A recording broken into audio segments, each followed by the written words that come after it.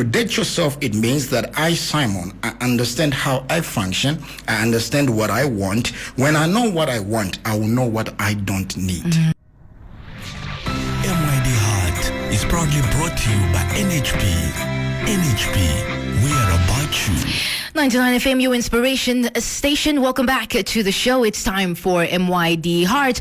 And we're talking about relationships and breakups on MYD Heart today with our special guest for the day, Dr. Simon Bobo. Now, a writer, author, entrepreneur, transformational public speaker, and relationship coach, Dr. Simon is passionate about sharing his insights on relationships. So good afternoon to you, Doctor, and thank you so much for joining us here at 99 FM. Thank you so much for having me, and I want to thank the production team, the administration, and the management for having me. It's a pleasure to have you, sir. Please give us a brief introduction of who Dr. Simon Bobo is and what it is that you do exactly.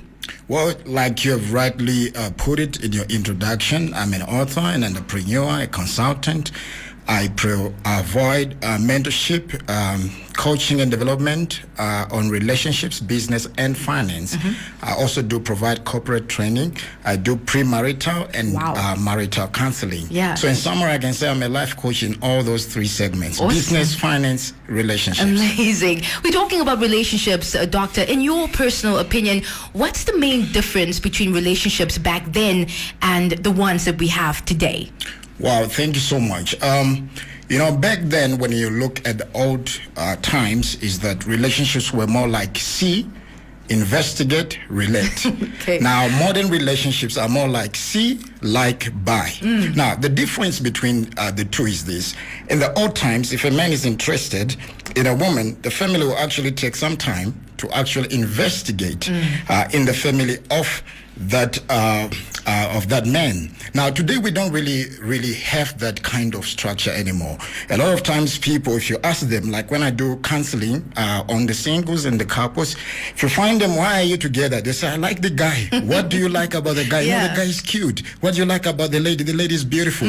But you see, when reality starts to dawn, they suddenly realize that being with someone that is cute, being with someone that is handsome or good looking is equal to 100 raised to the power 0 equals nothing. Because when real storms of life starts to come in, you realize that what will stand out is not the beauty, is not the cuteness, but it is the character that the person has. That is so true. Yes. I like that.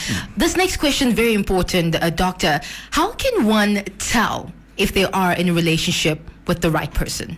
Well, I've extensively touched that basically on some of my writings, but I'll just give a brief summary on that and probably using a scientific analogy to address this question. For example, we know that if you're a science student or you've studied science before, you know that water exists in 3 states. It exists in liquid state as water, it exists in solid state as ice, and then it exists in vapor as gas. Likewise, relationships exist in 4 states. The first state is called a healthy state. What is a healthy state? A healthy relationship. What is a healthy relationship? 2 whole singles coming together, not because they are looking for love, but they want to express love.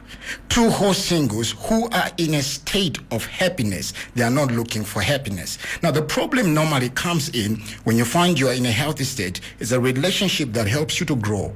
It's a relationship that helps you to find yourself. In a healthy state, your individuality is not diminished. It's actually enhanced. So in a healthy relationship, you find 2 people who are working together, passionate about each other, and everybody is interested to see the other person grow. Yeah. Now, that's the first kind of state. The second one is called an abusive state. In an abusive state, you're not allowed to grow. Your individuality is diminished. And most of the time, abusive relationships, they prey on an individual weakness. For example, if you're lacking in the area of finances, the man probably will use that, or the woman will use that to exploit you. So you find that your own identity is lost. The third state is called a manipulative state. In a manipulative relationship, most of the time, the individual will hide his or her identity. They'll project more of their possessions. So they'll try to hoodwink you into the relationship using the possessions, using what they have. So you find when they are hooked to these things, right? And in a manipulative state, sometimes you find that there's a little bit of growth, but the growth is not genuine. Yeah. Because you find, okay, I was desiring to have a car. then this guy or this man buys for you a car. But when the relationship disintegrates, those things are demanded from you. But those things are the tools that were used to actually hook you. Yeah. That's a manipulative state. Then you find the most dangerous one, the toxic relationship. So in a toxic relationship, it's very dangerous. Yeah. Because in that relationship, you don't really find yourself. You have the right to exist, but you don't have the freedom to live. Wow. I don't know if you really understand that. I understand it. Yes, you have the right to exist, but you don't have the freedom to live. This is in a place where you find, and the human nature in general, when there is oppression, you always try to look for freedom. So in these relationships, you find whereby the person is not interested to see you grow. The person is not interested to see you become better. And in most cases, you find you're not allowed to relate with your loved ones. You're not allowed to relate with your friends. Why? Because they know the more you have these channels in your life, the more your voice will find expression. Yeah. So what do? We block the channels. Yeah. Because that's a toxic relationship. That's where you find things like passion killing. You see that? Because in this type of relationship, they normally deal with rejection using murder. So it's very important, if you find yourself in any of these states, like I've briefly said, due to the time and space you have given me, to really understand if you're in any of this relationship, the best thing to do is, if you're in, especially the last three, either look for counseling, but in most cases, I don't really advise where counseling really doesn't come into play, especially where your individuality has been affected. Yeah. The best thing is to exit. To leave the relationship. Yes. It brings me to the next question, Doctor. When can one let go and know that a relationship is not worth saving? I think it happens a lot of times that we hold on to something that we have to let go of. So when do we know? When do I know that this relationship is not beneficial, and when do I let go of such a relationship? Like what I've just said in the previous question, which I've addressed, you have to know what kind of a relationship are you really in. You have to really know that. So are you in a healthy state? If it's not healthy, then it means you should leave the relationship. Now, most of the times you find that a lot of people don't know that a wrong relationship can affect, and this has been scientifically proven, 60% of the quality of your life. Yeah. So you find that so many people have potentials, but those potentials have been buried. Why? Because they went into a relationship that was wrong, and those potentials were really buried. So in most cases, like I've extensively addressed this in many of my books, that you have to know, are you growing? You look into a relationship, are you growing? To what extent are you allowed to be free? Are you allowed to be yourself? Then these are some of the parameters which you can use as far as looking into, should I hold on or should I move forward? Yeah.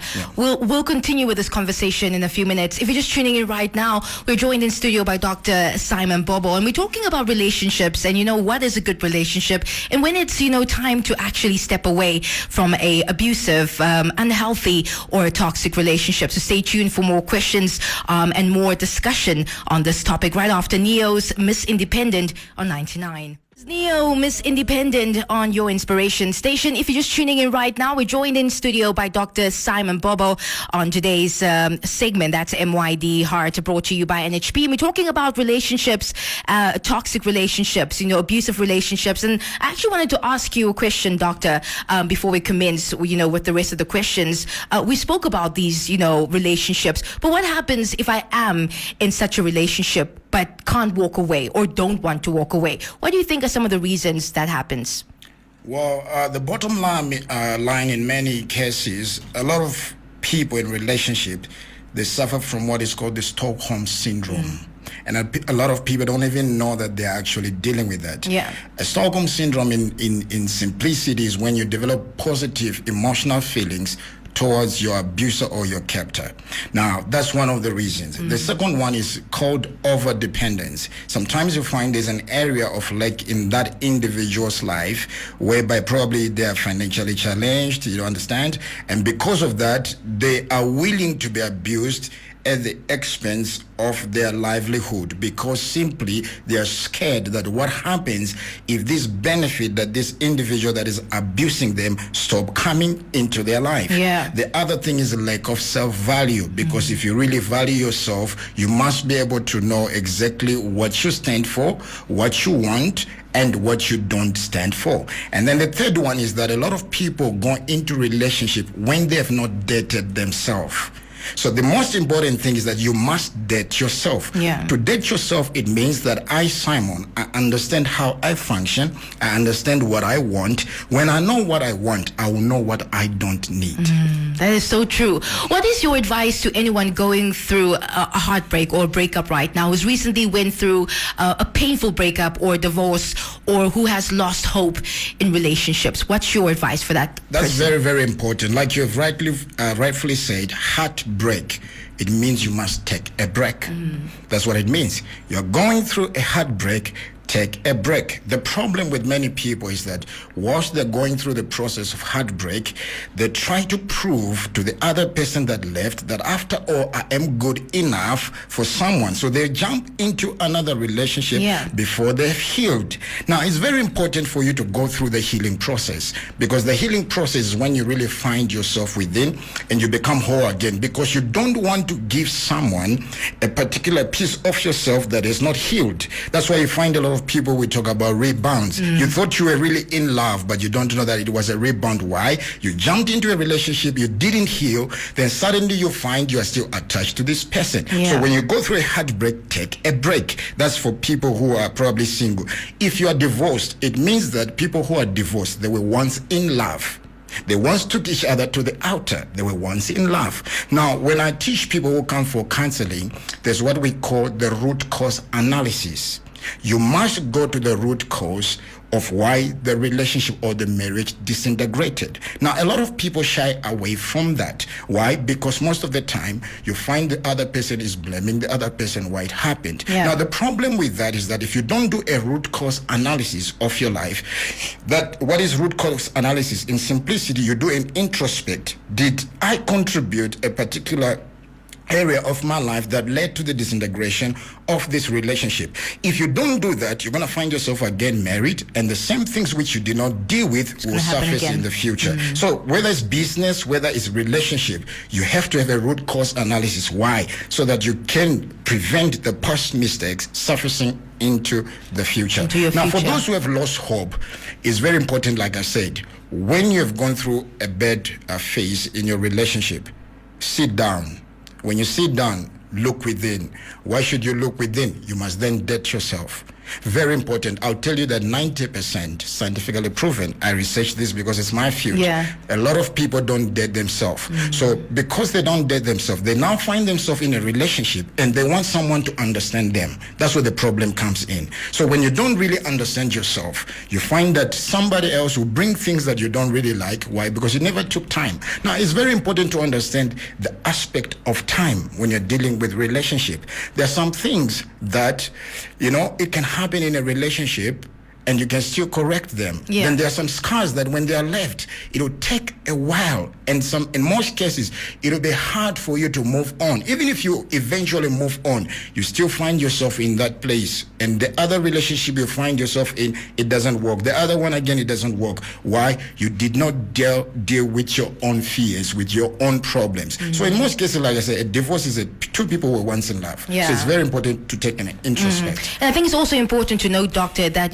before we can love and give ourselves, we have to love ourselves first and learn to important. And learn to learn who we are, because sometimes when we get into a relationship, at most times it's because we don't know who we are that these things happen. So knowing who you are, what you like, what you don't like, I think is the first step before you go into a relationship. Very important. Doctor, our last question for today, I actually still have so many, but finally, how does one pick themselves up after a heartbreak? What are some of the tips that you can offer for a person who is currently going through a heartbreak and doesn't know how to how to amend themselves and how to feel at this moment? Now, this is very, very important as we round up. It takes 4 years to study a bachelor's degree, and even when you are done, a lot of people are still confused. Sometimes you might have to take some extra studies and go into postgraduate. Now, a lot of people, they have not invested in the area of relationships, because they think relationships are all about someone saying I love you, them saying me too. So they finally find themselves that if it takes you 6 years to study from a bachelor maybe into a master, sometimes even 3 more years in to do a PhD, in total it becomes 9 years. What makes you think that you can just walk into a relationship without a reservoir of knowledge? Relationships require knowledge. Now this is what I say: if you are not informed, you will be deformed. If you're not inspired, you will expire. If you're not in the know, you cannot be in the flow. Information is key to transformation. Knowledge is not power. Applied knowledge is. So you have to get information. You have to get knowledge. You're about probably to get married. I ask couples, how many books on relationships have you read? You are single. What do you understand about the opposite sex? How do they think? The anatomy of a man, the anatomy of a woman. If you don't understand those things, the truth of life is this: you can't give what you don't have. So it's very imperative that you invest in knowledge. That's very, very important. Invest, read as many books as you can on that particular area. So that's the first point I can actually give. Then to the singles, I will say this: it is better to wait long than to marry wrong. Very, very important. It is better to be single hoping to be married than to be married wishing you were single. Marriage does not define who you are, because you were not created for marriage. Marriage was created for you. So you can be single and successful. You can be single and still achieve your dreams.